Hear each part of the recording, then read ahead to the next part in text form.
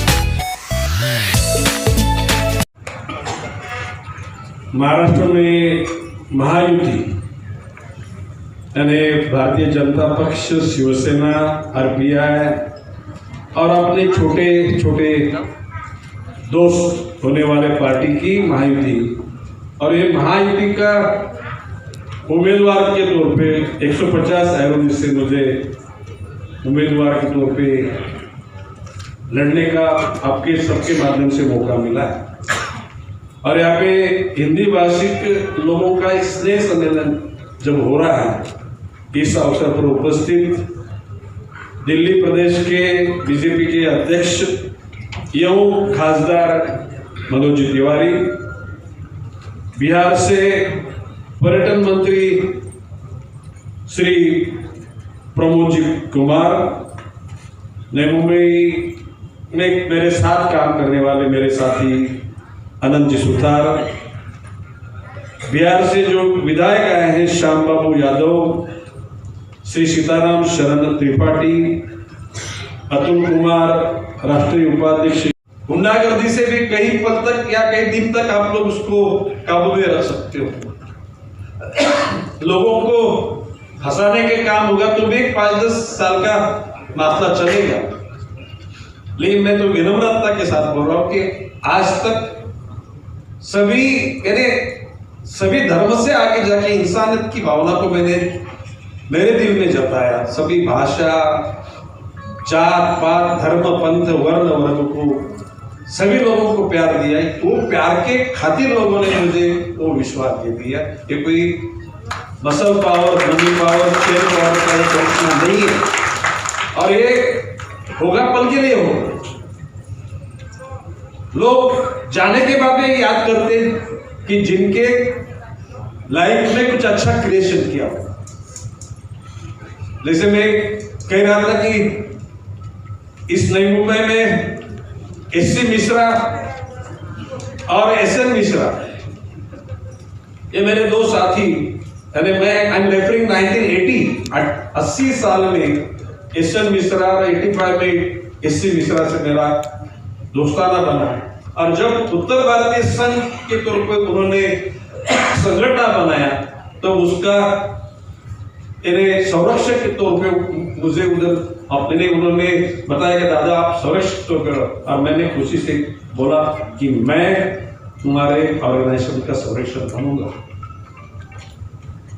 यहाँ पे जब वातावरण अलग अलग था तब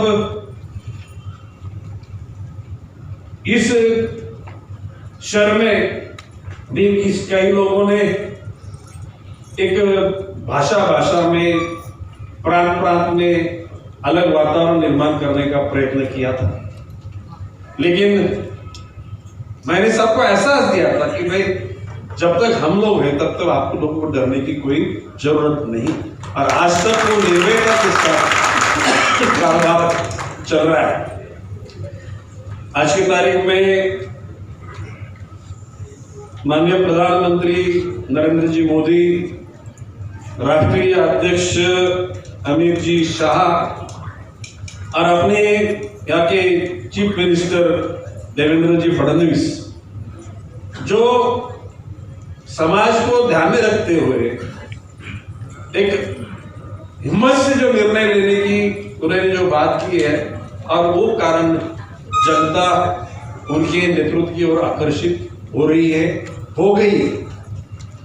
और इस कालखंड में ही इस महाराष्ट्र विधानसभा की 21 तारीख को जो चुनाव होने जा रहा है, जिसका रिजल्ट 24 तारीख को मिलने वाला है, और ये ऐरोली विधानसभा मतदार संघ से मुझे, हालांकि ये संदीप नाइक को टिकट दिया गया था, ये इसका नाम अखबार संदीप नाइक का अखबार में नाम भी आ चुका था। मैंने बोला यार यू गो अहेड, लेकिन संदीप नाइक ने पता नहीं, आप नहीं रहेंगे तो हमको जरूरत नहीं है, हम पार्टी के लिए काम करेंगे।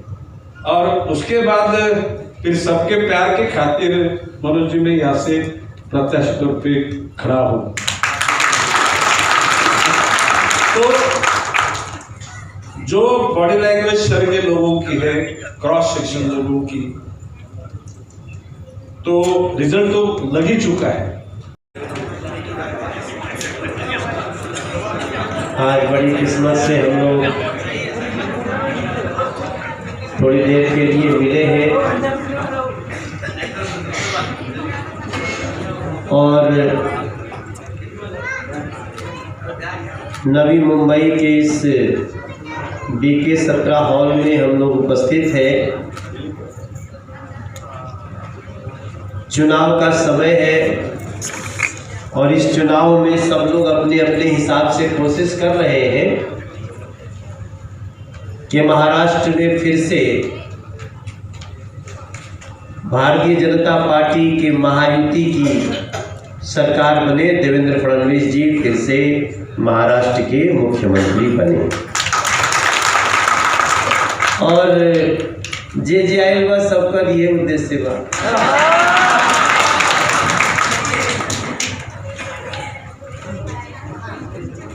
देश में पहला बार एक ऐसा माहौल बनल बा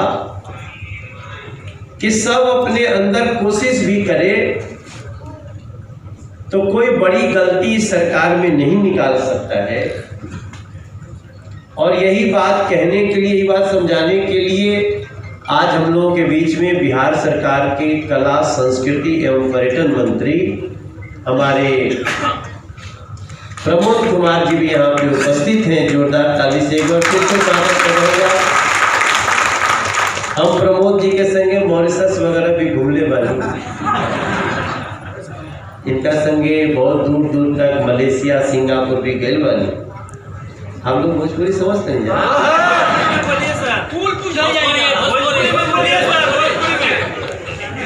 और यहाँ पे राम बाबू यादव जी, अतुल जी, अनंत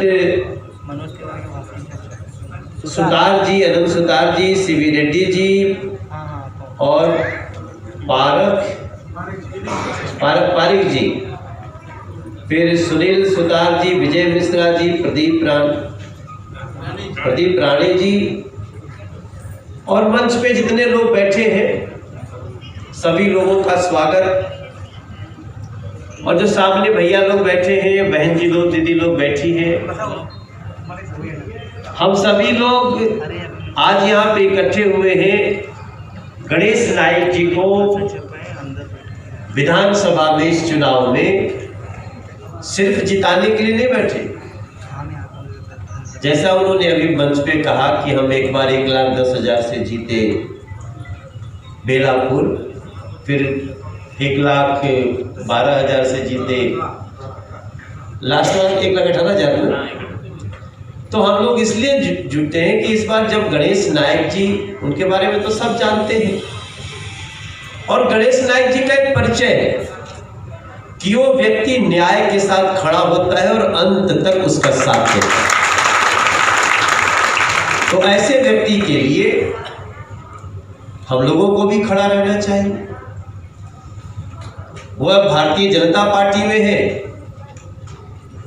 यह भी बड़ी खास बात है, क्योंकि भारतीय जनता पार्टी हमेशा अच्छे लोगों का, जो समाज में लोकप्रिय हो, जो समाज के लिए लड़ते हो, समाज के लिए काम करते हो, वैसे लोगों का सम्मान करती है। और देखिए बाईं तरफ हम लोग माल्यार्पण कर रहे थे, फोटो लगी है ना। अब ये फोटो के बारे में आम लोग कम जानते हैं, लेकिन ये जो दो फोटो भारत माता के अगल बगल लगी है, ये भी एक हमारे देश का दुखद पक्ष है कि इतने महान लोगों के बारे में देश के लोगों को जानने ही नहीं दिया कांग्रेस के लोगों, है ना। किसी देश में जाने के लिए हमको भारत से वीजा लेना पड़ता है, वैसे ही जम्मू कश्मीर में जाने के लिए परमिट लेना पड़ेगा। जब ये जवाहरलाल नेहरू जी के प्रधानमंत्री रहते हुए निर्णय हुआ तो डॉक्टर श्यामा प्रसाद मुखर्जी जी ने कहा कि हम ऐसी नीति का विरोध करते हैं। वो जम्मू कश्मीर में बिना परमिट के घुसे और उस घुसने में उनको इतना मारा गया कि उनके प्राणों का अंत हो गया। लेकिन उनके प्राणों के अंत से, उनके मरने से पूरे देश में खलबली मच गई। और हमारे उस समय तत्कालीन सरकार में जवाहरलाल नेहरू जी की सरकार का पूरा जड़ हिल गया और वो परमिट वाली व्यवस्था हटा दी गई। भैया कहा जम्मू कश्मीर जब आओ जाओ, जम्मू कश्मीर भारत का अभिन्न अंग है। इसके लिए डॉक्टर श्यामा प्रसाद मुखर्जी जी को अब आज के समय में बताओ ना, किसको बताया, किसके घर में बताया गया। अगर आज वैष्णो देवी आप जाके कभी भी दर्शन करके आ जाते हैं तो इनके कारण हुआ है। कि इच्छा है तो हम कभी, जब हमारी बात आप लोग माने खाते तैयार बनी जा, तो मनोजवा कैसे आप लोग हम ये जो गाना हम बता रहे थे ना, सबके गांव में जब कोई नवरात्रि आई, पूजा हुई, तो माई हमनी के गावे ले, और उस गाने में बड़ा सबक, बड़ी शिक्षा है कि निबिया के दाढ़ी मैया डालेली झुलवा हो कि झूली झूली ना, मैया मोरी गावेली गीतिया हो कि झूली झूली ना। झूलता झूलता मैया के लागली पियसिया हो कि चली हो भैली न, वही मलिनिया के घरवा मैया चली हो भैली न। लेटेस्ट अपडेट्स पाने के लिए सब्सक्राइब करो न्यूज़ एंड एंटरटेनमेंट चैनल।